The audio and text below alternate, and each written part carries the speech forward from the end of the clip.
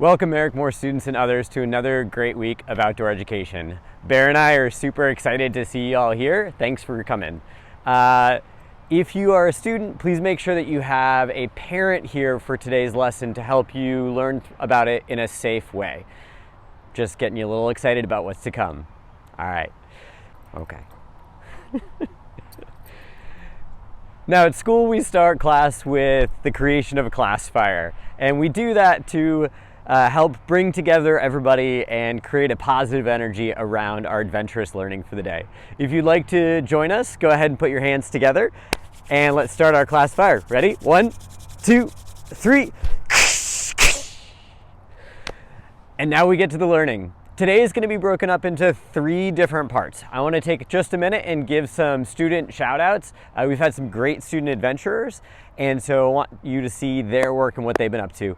The second thing we're going to get to is we're going to look at some 3-leaf plants, poison ivy and wood sorrel, 2 that are very good to learn how to identify and are all around us. And then the last part is Maria's spring scavenger hunt, and Mr. Mulaney's daughter Maria put together a fantastic little 2-minute video on how to get out and look for signs of spring, and so that will be the very end of our film. I hope you enjoy today's lesson. Let's get learning. So I'm sure that many of you got out and were able to do some of the adventure list from last week, and if you did, awesome. If you haven't seen that list yet, go back to last week's video and check it out. But I had 2 students who were able to send in pictures and stories about their adventures, and I just want to showcase them and shout them out for the great work that they've been up to. Noah, got a couple pictures from him. Our 5th grade Noah was able to get a fort built in his house, and it is enormous, as you can see here, and they had a lot of fun doing it. Hopefully they got it cleaned up. And this other picture here from Noah is his nature rainbow he was able to put together by finding things all around. I was also able to get some pictures from 4th grade Charlie. I know that she is often out and about in nature, and you can see here from this picture of her holding a turtle that she is making good use of this time away from school. And then she was able to share some other stories about things that she was able to find. So great job, Charlie. So if you have any pictures or stories that you want to share, I'd love to see them and share them out here for others to enjoy. So the first of the 3-leaved plants that we're going to talk about today, because remember we're going to talk about both poison ivy and wood sorrel. We're going to talk about poison ivy first, because you definitely need to know how to identify it when you're out pretty much anywhere in North Carolina. You can find poison ivy in your backyard, which is where we are right now. This is my backyard. You can find it at the edge of the playground at MerrickMoore.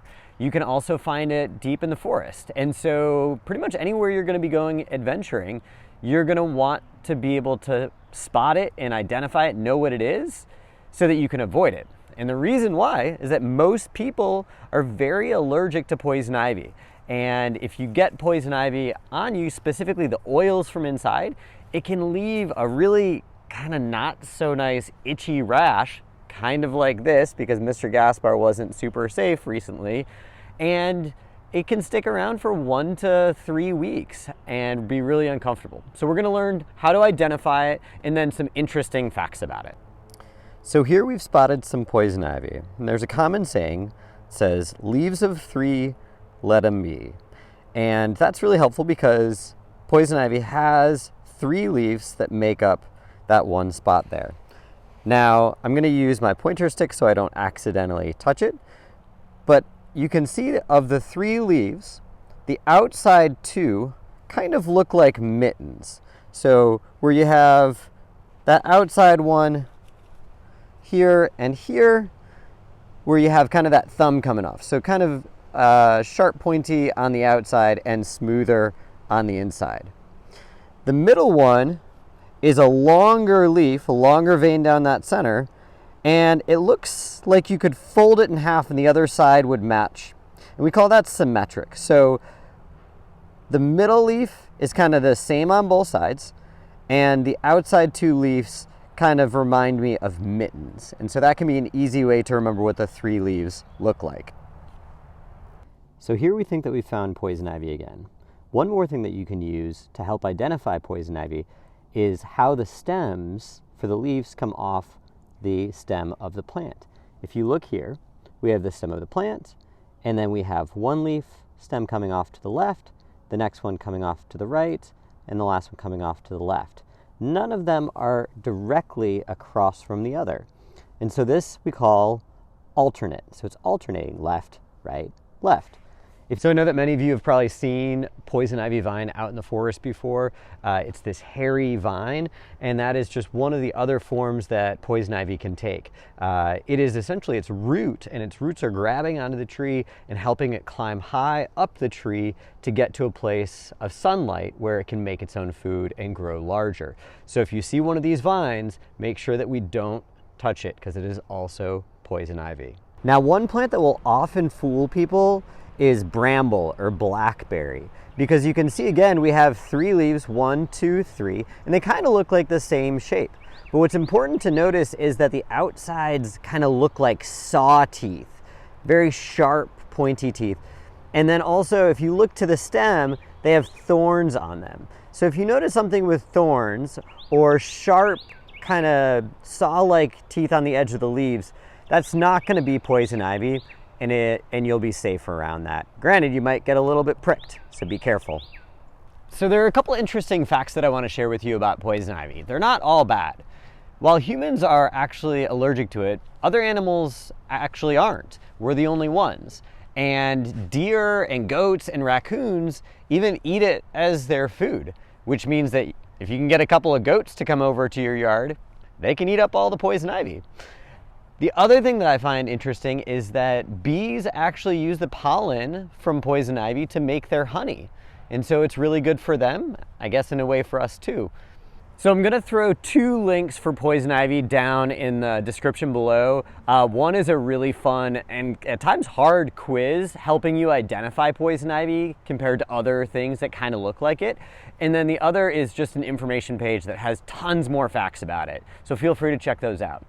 So I'm really excited to share with y'all about wood sorrel today. Wood sorrel is one of my favorite plants to find out and about.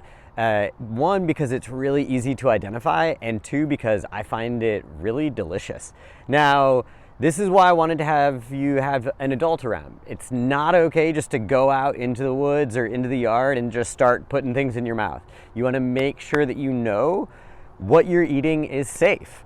And so learning this with an adult can help them just know that you're learning it right, and that they can kind of double check and make sure that you're good to go. But it is a super easy one to identify. And the reason why is because it is very similar looking to a clover, which looks like this. And 2, the leaves themselves look like perfect little hearts. And there are 3 of them that just come together at a point.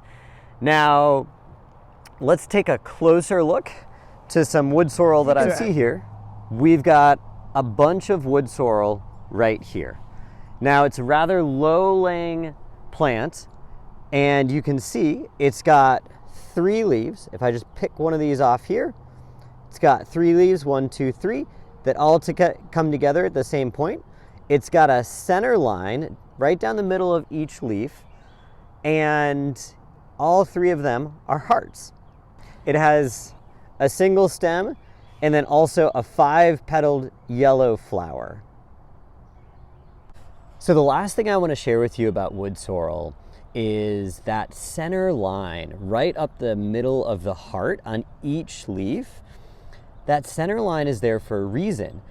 That center line closes the leaf at night and is very reactive to light. And so on a really cloudy day, you'll notice that the leaves stay closed, and on a bright sunshiny morning, they'll open up and be open for the rest of the day. So if you're feeling adventurous and you know what you're looking at is wood sorrel, I would recommend going ahead, pulling off a little bit. You can eat leaves, stems, and flowers, and just giving it a try. Be ready with an open mind and see what the taste tastes like to you.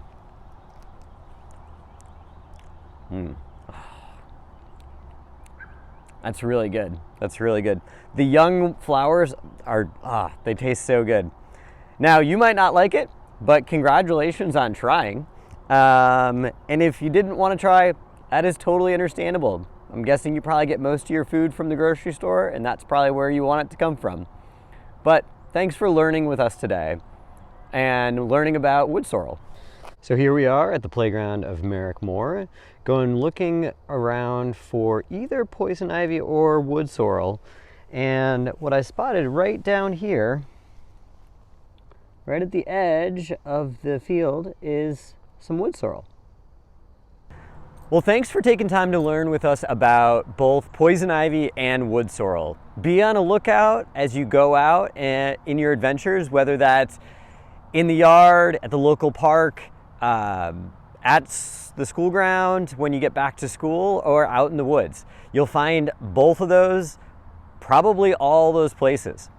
And now take a couple minutes and watch Maria's spring scavenger hunt and enjoy getting out and looking for signs of spring.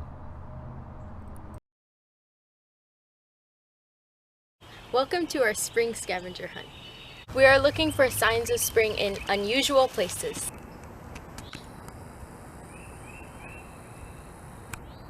Even in the most unexpected places, beauty is found.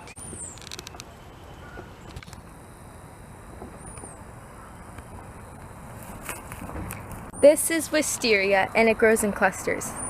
And it smells really good, like perfume.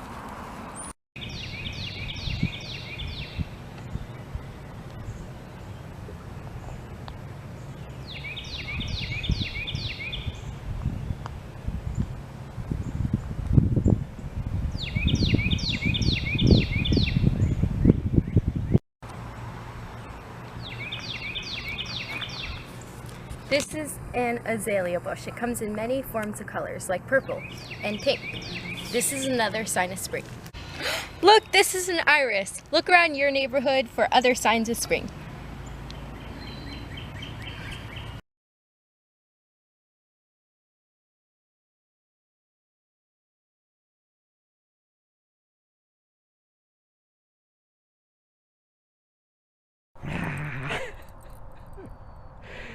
Thanks for joining us today, y'all. Bear and I really appreciate it. We had fun putting the video together. Hopefully we'll see you next week with our next video. Looking forward to it. Have a great week adventuring. Bye.